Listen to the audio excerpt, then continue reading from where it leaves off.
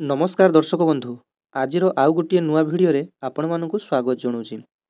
दर्शक बंधु ओडिशार छात्र छात्री मानक पई राज्य सरकार तरफ बहुत किछि छात्रवृत्ति बा स्कॉलरशिप रो एप्लाई चली तेबे ओडिशा सरकार तरफ अनुसूचित जनजातिर पिला जोटा कि आपण माने कहउचंती एसटी कैटेगरी तेबे सेमानक पई शहीद माधव सिंह हाथ खर्च योजना नाम एक योजनाटी यही वर्षटार आरंभ करा जायतिला। तेबे जहार एप्लाई डेट थिला डिसेंबर 31 तारिख जेबे एप्लाई हला आपण मानकु मु अपडेट देइथिली जे सारा ओडिशार नवम श्रेणी एवं एकादश बा प्लस टू फास्ट ईयर पढ़ुवा पिला माने यार सुযোଗ नहीं पारिबे। जो माने डिसेंबर 31 तारिख सुधा आवेदन करिथिले फाइनाली सेमानकु आज 5000 टंका लेखाई मिलिबा को जाउची। आपण माने स्क्रीन ने देखुथिबे किंबा आपण माने जदि आजिर पेपर देखिथिबे तेबे पेपर रे मध्ये आज आसीची जे जो माने शहीद माधव सिंह हाथ खर्च योजना रे एप्लाई करि सारिचंती डिसेंबर 31 सुधा देखंतु सेमानंकर जो डीबीटी अकाउंट एप्लाई समय रे सेमाने जो डीबीटी अकाउंट टी देइथिले सेमानंको अकाउंट को सीधा सड़क भाव में 5000 टंका लेखाए आज प्राय दिन 2टा सुधा आसीजिवो।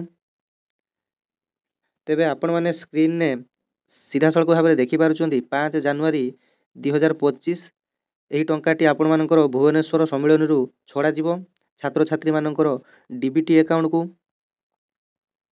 तेबे देखंतु पेपर आर्टिकल टी को पढ़ी नेबा प्रतिश्रुति पूरण हैला। जनजाति छात्र छात्री अकाउंट को शिक्षा वर्ष रे एककालीन 5000 टंका प्रोत्साहन राशि प्रदान। देखंतु एटा समस्तक पई नुहे एटा केवल सारा राज्यर केवल एसटी पिला मानक पई जो माने नवम श्रेणी एवं प्लस टू फास्ट ईयर पढ़ुचंती केवल सेमानक पई। तेबे दर्शक बंधु ये जो शहीद माधव सिंह हाथ खर्च योजना रे जो 5000 टंका लेखाई दिया जाउची ता पछरे मूल उद्देश्य रही जे अनुसूचित जनजाति वर्गर छात्र छात्री मानक मध्य पाठ पढ़ा अधारु छाड़ीबार हार कमाइबा उद्देश्य रे राज्य सरकार यही शहीद माधव सिंह हाथ खर्च योजनाटी आरंभ करिसंती। एही योजना रे नवम एवं एकादश श्रेणी रे नाम लेखाई अनुसूचित जनजाति छात्र छात्री मानकु एकाकालीन 5000 टंका प्रोत्साहन राशि प्रदान करा जिवो।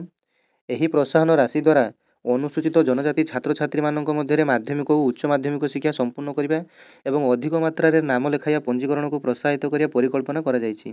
देखंतु जो माने नवम श्रेणी रे पाठ पढुचंती किंबा प्लस टू फास्ट ईयर पिला माने जेमिति आपण माने पोस्ट मैट्रिक रे अप्लाई करि परिबे एवं ता सहित एटा मध्ये अप्लाई करि परिबे एवं जो माने नवम श्रेणी रे पाठ पढुचंती सेमाने मध्य जो प्री मैट्रिक स्कॉलरशिप अच्छी से सेथिरे मध्य अप्लाई करि परिबे एवं ये जो माधव एवं ये जो शहीद माधव सिंह हाथ खर्च योजना अच्छी एथिरे मध्य आपण माने प्रतिवर्ष अप्लाई करि परिबे।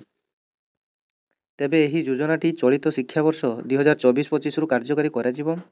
एही योजना केवल अनुसूचित जनजाति छात्र छात्री मानक पई प्रযোज्य जो मानकर वार्षिक पारिवारिक आय रही 2.5 लाख टंका कम अर्थात 2.5 लाख टंका अधिक होई नथिवो। नवम एवं एकादश श्रेणी रे नाम लेखाई जनजाति छात्र छात्री मानकु एकाकालीन 5000 टंकार प्रोत्साहन राशि प्रदान करा जिवो।